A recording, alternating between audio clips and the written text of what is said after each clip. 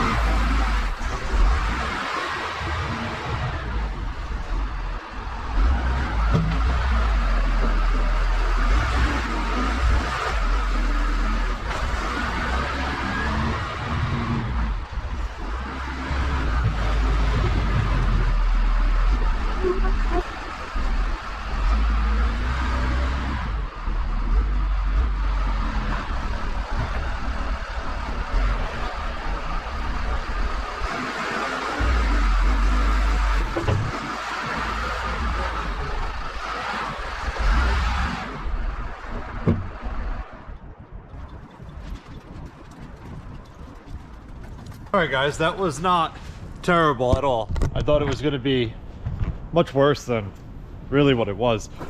It only took, I don't even know how many scoops. I think I did like, you guys probably know better than me. I think I did less than 10 scoops before I started pushing. But we do have an issue with the front of this bin here. You may notice I kind of lift my bucket when I get right here. You can see the scuffs on the blacktop here, but this side over here is like, it's kind of worn down now from hitting it with the bucket, but the bucket would catch the edge of the blacktop there. This bin was not paved from here back in when we repaved the parking lot. There was a ton of salt in here, so we couldn't pave it. So that is a project for the future. Obviously, it's not going to happen this winter with all the salt in here. Once we can get this at least to like the back, probably 3 rows of blocks. If we can get all of that salt out of here, then we can repave as much of the bin as possible and not worry about hitting the blacktop and chipping it. And then obviously you'll be loading it in your salt spreaders, and then it'll go out on the roads and it could clog your spreaders. It just creates a whole lot of issues. So we lift our bucket a little bit, go right over that, and just avoid that for now.